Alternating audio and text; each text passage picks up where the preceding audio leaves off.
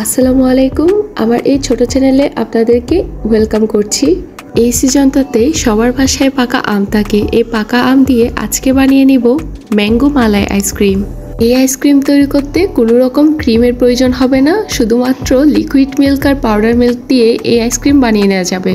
চলুন আজকে আইসক্রিমটা তৈরি করে নিই। আইসক্রিমটা তৈরি করতে প্রথমে আমি একটি পাত্রে 2 কাপের মতো লিকুইড মিল্ক দিয়ে নিচ্ছি। লিকুইড মিল্ক দেওয়ার পর আমি পরিমাণ মতো এখানে চিনি দিয়ে নিচ্ছি। আপনারা চিনির পরিবর্তে কনডেন্স মিল্কও দিতে পারেন। আমি 1 চিমটির মতো লবণও দিয়ে দিচ্ছি। যে কোনো মিষ্টি খাবারে সামান্য পরিমাণ লবণ দিয়ে দিলে সেই মিষ্টি খাবারটির স্বাদ দ্বিগুণ পরিমাণে বেড়ে যায়। এবার দুধটি ভালোভাবে জাল করে হাফ করে নিব। দুধের পরিমাণ ঘন ও কম হয়ে আসলে আমি একটি বাটিতে নিয়ে ঠান্ডা করতে দিব।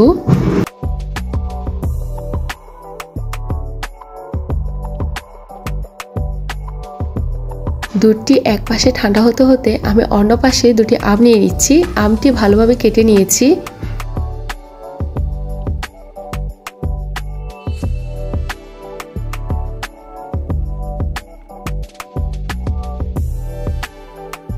এবার আমি একটি ব্লেন্ডারের জার নিয়ে ওইখানে আমের কিউবগুলো ভালোভাবে খোসা ছাড়িয়ে কেটে নেব।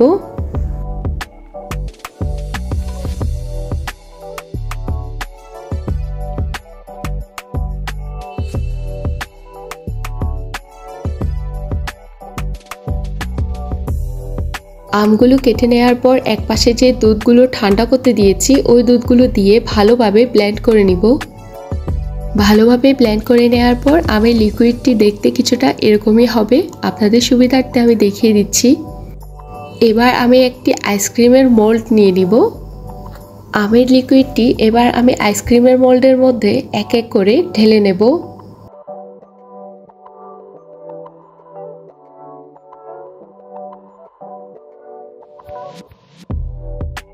প্রপারভাবে সবগুলোতে ঢেলে নেওয়ার পর আমি এক এক করে ঢাকনা দিয়ে লাগিয়ে নেব। ঢাকনা লাগিয়ে আইসক্রিমের মোল্ডটি এখন 15 ঘন্টার মতো ফ্রিজে রেখে দেব।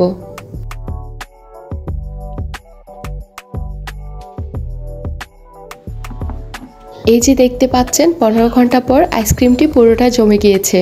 এবার আমি আইসক্রিমগুলো এক এক করে মোল্ড আউট করে নিব।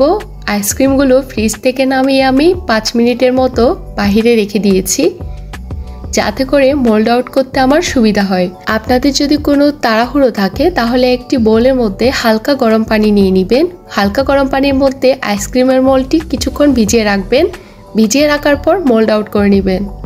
দেখুন আইসক্রিমটি দেখতে কতটা সুন্দর এবং লোভনীয় লাগছে।